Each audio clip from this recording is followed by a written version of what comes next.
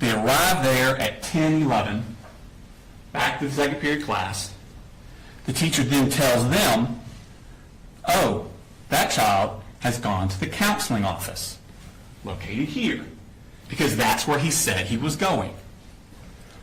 Vice principal, school resource officers go to the counselor's office. Of course, they haven't seen him. He never made it there. At this point, they decide they're going to go look on the security cameras, see if they can locate this boy. They go down this hall, and it's not on this map. You'll see a more full map later. So around this area is where the vice principal's office is that has access to the security cameras. So they're about right here. At 10:18, the vice principal emails the second period teacher. When did he leave your class? They're trying to locate when exactly he left, because remember, this boy's only been there 5 days. They don't really know what he looks like. So they're trying to find him on the video surveillance equipment. So she emails at 10:18, when did you leave your class? 2 minutes later at 10:20, second period teacher responds, he left towards the beginning of class. That's 10:20 a.m. when that email was sent. 1 minute later, at 10:21 a.m., that boy exits the bathroom he'd been hiding in. He's now wearing yellow work gloves. He's carrying that Sig Sauer M400 AR style rifle concealed with a poster board. And he walks back down J Hall towards his second period class. Now, when the vice principal had left that class to go look for him in the counselor's office, she shut the door behind her, and the door automatically locked. This boy is not going to be able to get into his second period class. But next door was another classroom, right here. It was taught by Cassandra Ryan and Stephen Edwards. And inside that class were the following students: Landon Adams, Christian Angulo, Jackson Beaver, Hayden Bowen, Jalene Brady, Michaela Brown, William Carricker, Marquez Coleman, Melanie Delira Castaneda, Natalie Griffith, Taylor Jones, Kendez Lawrence, Martin Moreno Galdamez, Tyler Moon, Ariana Norman, Brittany Rubio, Mason Skirmerhorn, Ronaldo Vega, and Nautica Walton. At 10:20, Mason Skirmerhorn, who's in that room, leaves to go to the bathroom. And the door does not shut behind him. Mason goes down this hallway. He actually passes the shooter in the hallway, and Mason goes into the bathroom. The shooter goes to his second period class. The door's locked. He knocks on the door. A student in that class gets up, goes to the door to open it for him, but sees through the glass at the last second him standing there with that rifle. She steps back from the door. At that exact moment, the teachers also reached the door because they've been looking for this boy, remember? And she sees through the glass him standing there outside their door with that Sig Sauer M400. She immediately presses a button on a lanyard that's around her neck that locks down the school. The boy then steps next door to the Ryan Edwards classroom, and he opens fire. He fires discriminately through the classroom, and he hits the following victims: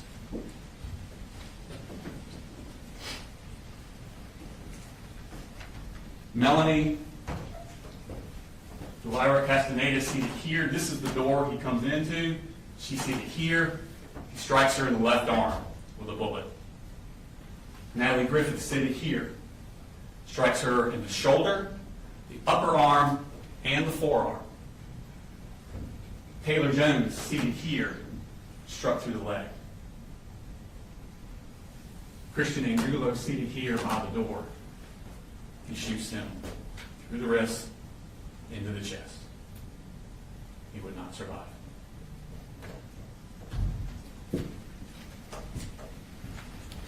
Jackson Beaver, Ronaldo Vega, and Monica Walton were also in that room. They were struck by shrapnel from the bullets ricocheting around the room.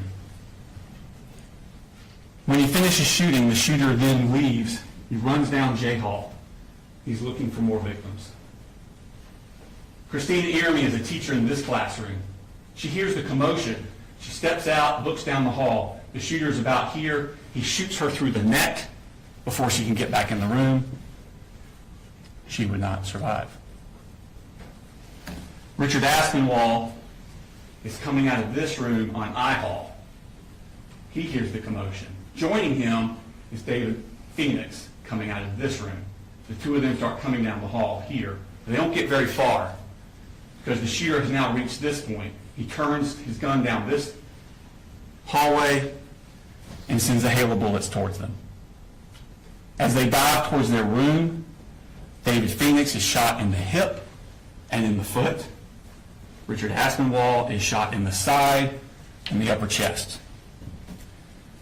He would not survive. The shooter continues down the hallway. He gets to here, tries to get in this door, it won't open. He turns back and heads this way. At this point, Mason Skirmerhorn is still in that bathroom. He doesn't know what's happening. He comes out of the bathroom, and he turns away from the shooter, doesn't even see him, heading back toward his second period class. The shooter takes aim from behind, shoots at him but misses, hits the wall above and in front of Mason. This startles Mason, and he turns and runs the other way directly at the shooter. He's shot point blank range. He would not survive. Shooter's here. He then aims his gun down K Hall. And Zane Zinni is locked out of his classroom here. He's in the shooter's sights.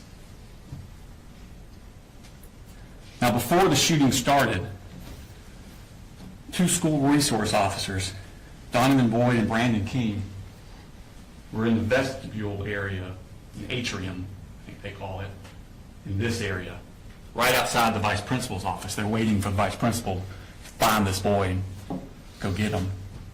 And they're waiting out there in the atrium, and they hear the gunshots coming from this side. And those two deputies ran towards the gunshots. They come down this hallway here, and they turn the corner. They see the shooter here with his rifle aimed towards Zane Zinni. And they yell for him to drop the gun and get on the ground. And he complies before he gets a shot off at Zane Zinni. The officers rush down here, they secure him, and they secure that 6-hour M400 AR-style rifle. And out of his pockets, they find 3 more magazines loaded.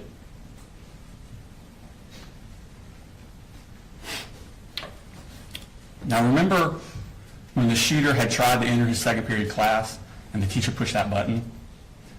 Well, that sent an alarm. It immediately notified law enforcement all over the county. Within minutes, an enormous police and medical response descended upon that school. It was a dramatic and intense scene as the school was cleared and the wounded evacuated. But to make matters worse, they were getting additional threats, fake threats, about other shooters at all the other schools in the county.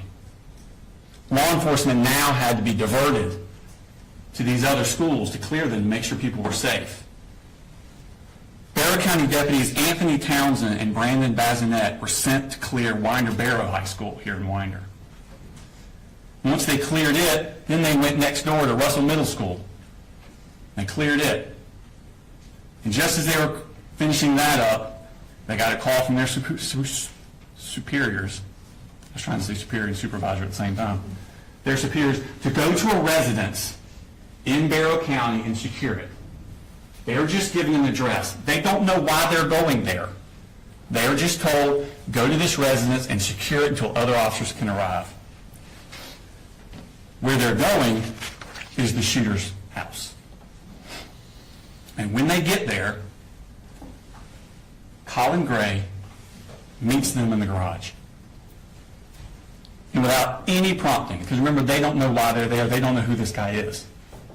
Without any prompting, he blurts out, "I knew it. My little girl just texted me. She's in middle school. She said we're in lockdown." I'm like, God Almighty, please tell me your brother didn't do something. Agents with the Georgia Bureau of Investigations arrive shortly thereafter, and they begin a search of the house. And inside that house, in that 14-year-old boy's bedroom, on the wall, they find this shrine, for a better word. Those pictures are all of the same person, Nicholas Cruz. Nicholas Cruz was the person that in 2018 went into Marjorie Stoneman Douglas High School in Parkland, Florida, with an AR-style rifle. And there he killed 17 students and faculty and wounded another 17 more. Investigators look at this and they begin to wonder, who is this kid? His name is Colin Gray. He's the oldest son of Colin Gray. His mother is Marcy Gray. He has a younger sister named Jenny, who was 13 years old at the time of this incident. She was actually going to Heyman Morris Middle School, which is directly next door to Appalachia High School. He has a little brother, Coley, who was 8 years old, was going to his elementary school. Now, Colin Gray, raised here in Barrow County, he went to Statham Elementary School up until 4th grade, up till the beginning of 4th grade. And in the beginning of 4th grade, he's withdrawn from Statham Elementary School because the family had moved, and they moved to Gainesville.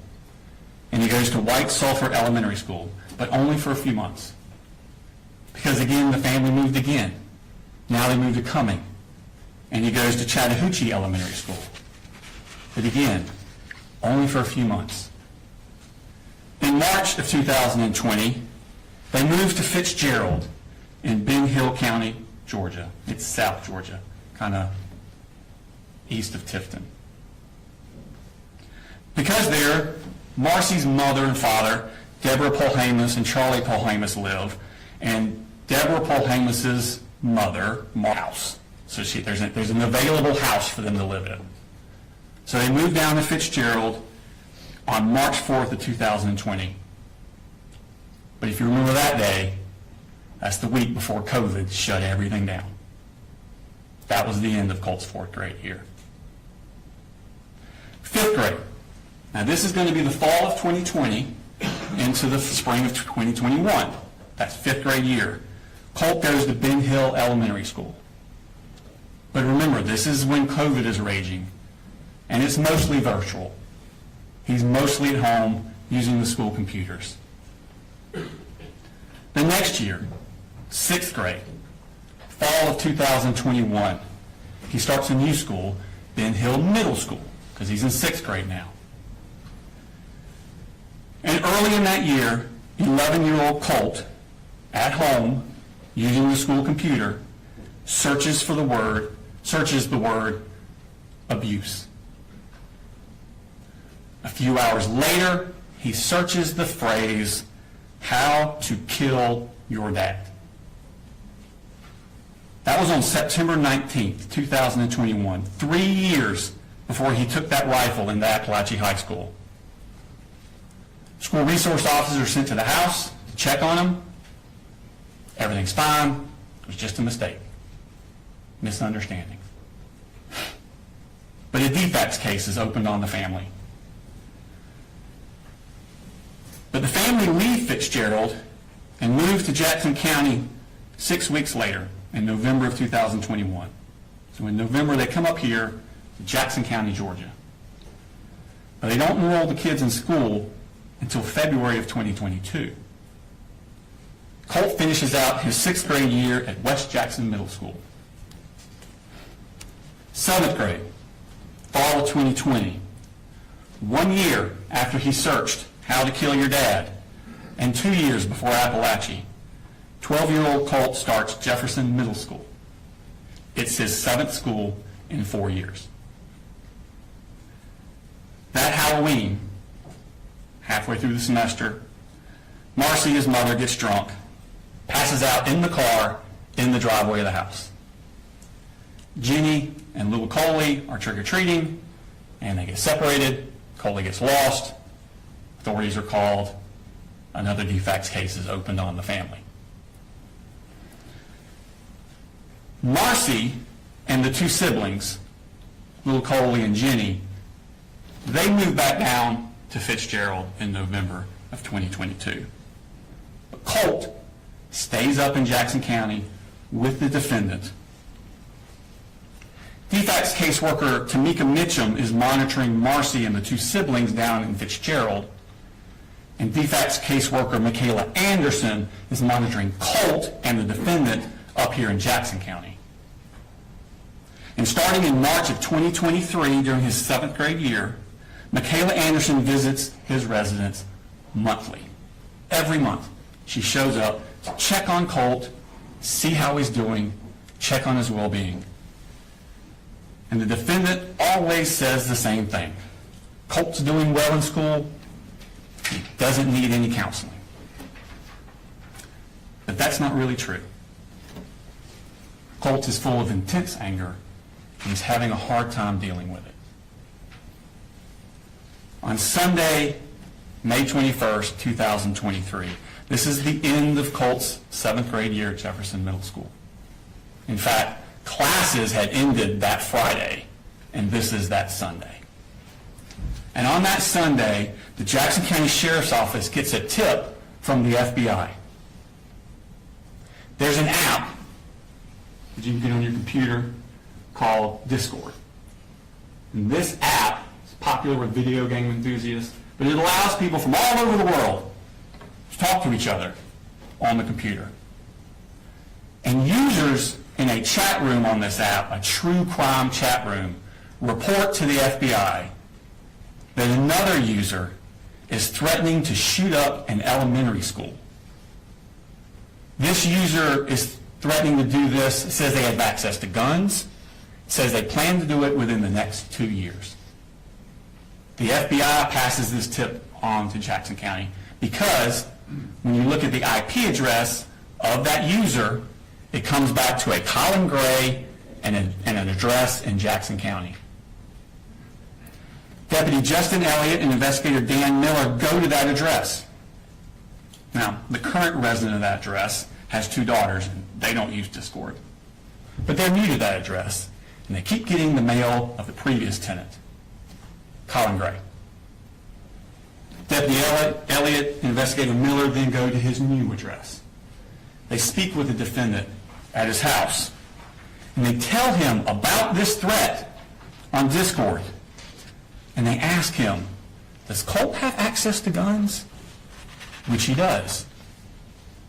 But the defendant says that he and Colt, they take this school shooting stuff very seriously. And Colt denies to these officers that it was him on Discord. He says his Discord account got hacked. The defendant makes no mention to these officers that less than 2 years before, Ben Hill officers had also been to his house when Colt searched How to Kill Your Dad, also on a computer. But before they left, investigator Miller asked the defendant to please restrict Colt's access to guns.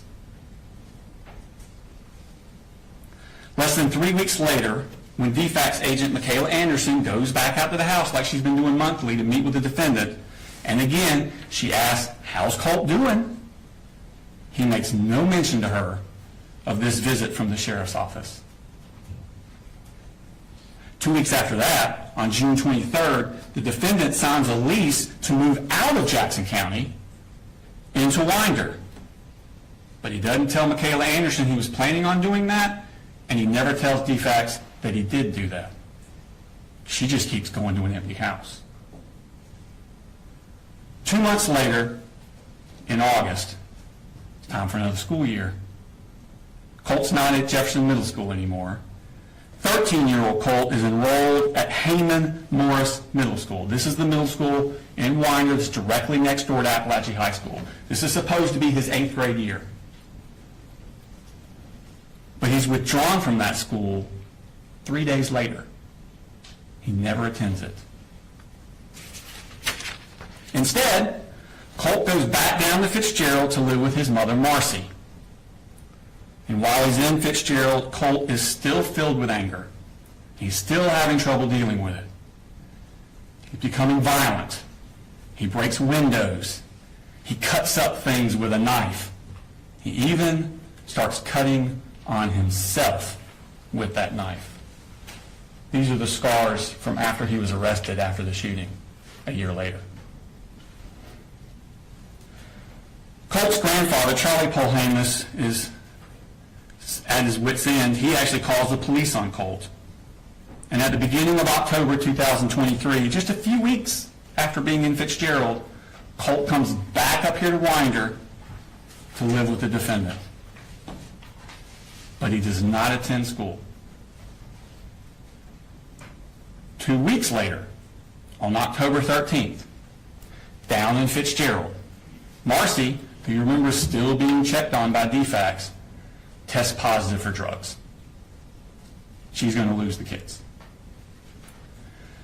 DFACS worker Tamika Mitchum, who's been monitoring Marcy, calls the defendant, tells him to come down to Fitzgerald to pick up the other 2 kids, Jenny and Coley, and bring them back up. He now has sole custody of the 3 kids. Marcy's to have no unsupervised contact. But Tamika Mitchum also stresses to the defendant to get the kids in school and counseling as soon as possible. He does neither of these things. 3 weeks after the kids are brought up here, on November 6th, 2023, back down in Fitzgerald, Marcy basically goes crazy. She wants to come up to Winder. She wants her mother, Deborah Polhamus, to bring her to Winder. And Deborah Polhamus says, "You ain't going to Winder." So Marcy duct tapes her mother to the chair, steals her car, drives up to Winder, goes to the defendant's house, keys his truck, and gets arrested. She spends some time in the Barrow County Jail before she's transferred to the Ben Hill County Jail for the charges down there. And while she's down there, she's released on bond to an inpatient drug treatment facility in South Georgia. She has no supervision during this time over Colt. Now back up here in Barrow County, it's been a chaotic few months for Colt. But that Christmas, after the cuttings and the things with the Jackson County and the moms going crazy, testing positive drugs, that Christmas, the defendant, 7 months after he was told by Jackson County Sheriff's Office of possible school shooter threats and being asked to restrict Colt's access to guns, the defendant buys and gives 13-year-old Colt that Sig Sauer M400 as his Christmas present. And he allows Colt to keep this rifle propped up in Colt's room.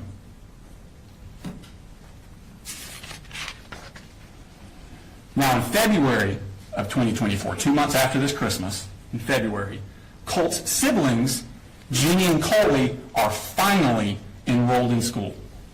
They've already missed 4 months of school, but they're finally enrolled. Colt does not attend.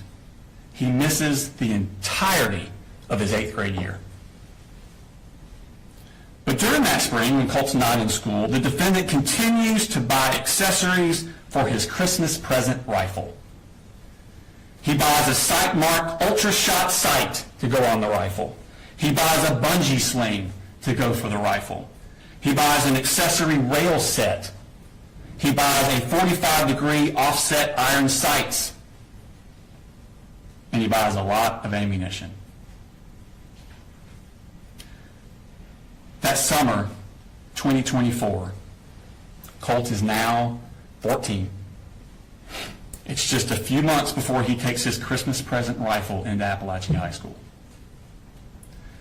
July 6th of that summer, Marcy gets out of rehab in Fitzgerald, and the defendant picks her up and brings her back up to Winder. It's her first contact with Colt in 9 months. Now, Colt, who had always been quick to violence and suffered from severe anxiety, begins to spiral out of control. He's fighting with his father. He's throwing things at people. He's putting holes in his sister Jenny's door. But the rifle stays in his room. On July 20th, Colt has a panic attack at the house. He comes in the living room and he actually asks his parents to call 911 for him. But they don't call anyone. His mental health becomes so bad that the defendant and Marcy together begin giving Colt Marcy's prescription for Zoloft. They're just giving it to him themselves. They worry he's suffering from depression, but they don't take him to see a doctor. It's around this time that Colt puts those pictures of Nicholas Cruz, the Parkland shooter, up in his room. And the rifle stays in his room. August 14th, 2024, 3 weeks before the shooting. It's Colt's first day of Appalachia. School had started 2 weeks earlier, but this was Colt's first day. He missed the first 2 weeks. He had not been inside of school for 15 months. Not since the sheriff's office came to his door about the threats to shoot up a school. And that morning, Colt again is spiraling out of control. He sends a text message to the defendant at 6:49 a.m. He writes, "I'm sick of your shit. This is the fucking end for you. You fucking caused this." 2 minutes later, at 6:51 a.m., he sends this text message to the defendant. "Whenever something happens, just know the blood is on your hands." His first day of school. And the rifle stays in his room. The very next day, August 15th, Colt skips school. He gets into a fight with his mother, Marcy, when she goes into his room to try and get the rifle away from him. With rifle in hand, he shoves his mother to the ground and she hits her head on the wall. She then asks the defendant to please take Colt's rifle and lock it up. He never does. Marcy then has had enough. She goes back to Fitzgerald, once again leaving Colt into the care of the defendant. And the rifle stays in his room. The next day, after this altercation with his mother, Colt asked the defendant to get him 150 rounds of ammunition. The defendant responds to him, "Well, he needs to pay for everything first, but he will. He will." Now, Marcy's down in Fitzgerald, the defendant's up here, but they're still communicating with each other by phone and text. begin to worry that Colt needs to be institutionalized. He needs to go to an inpatient facility. He's so bad. They search for places and resources, but the defendant never follows through. He never takes Colt to see any professional, and the rifle stays in his room. August 26th, 9 days before the shooting, Colt has another panic attack, this time at school. It's the one I referred to earlier in the opening. It's only his 4th day he attended school. Remember, he missed the first 2 weeks of school, and he skipped school 5 of the next 8 days. Colt leaves his second period class that day. He goes to the counselor's office. He's too distressed to go back to class. They call his father, but his father can't come to get Colt. Colt ends up spending the entire school day in the counselor's office. That night, on the phone, Colt asked his grandmother, Deborah Polhamus, if he did something terrible, would she still love him? This bothered her so much, Deborah Polhamus, that the next morning she drives up to Winder from Fitzgerald. And on the way, she calls Advantage Behavioral Health Systems. It's a crisis stabilization inpatient place in Athens, Georgia. She talks to them on the phone, and they tell her he must be brought in by a parent. Marcy's in Fitzgerald. The defendant is here. They tell her that Saturday is a great day to come in, because most people don't realize they're actually open on Saturdays, and you can just walk right in. But he needs to be brought by a parent. Deborah asked the defendant to take Colt on that Saturday, which would have been August 31st. He doesn't. Wednesday, August the 28th, Colt skips school. This is 2 days after that panic attack, the day after Deborah Polhamus has called Crisis Advantage Behavioral. Colt tells the defendant that he hears voices telling him what to do. This is 3 days before the defendant is supposed to take Colt to Advantage Behavioral, and 1 week before the shooting. At 7:44 a.m. that morning, Colt texts the defendant, I have to kind of dance around the inconvenient truth at times. I have no control over what these things say and tell me to do. And the rifle stays in his room. Colt skips school again the next day, which is a Thursday. That Friday and Monday, school is closed for the Labor Day holiday. And that Tuesday, September 3rd, Colt skips school again. That brings us back around to that Wednesday morning, September 4th, 2024. Those pictures of Nicholas Cruz are still on his wall, and that rifle is still in his room. The defendant leaves to take little Coley to school. Jenny leaves on her bus for Heyman Morris Middle School, which again is directly next door to Appalachia High School. Colt gets his rifle, gets extra magazines, puts them in his book bag.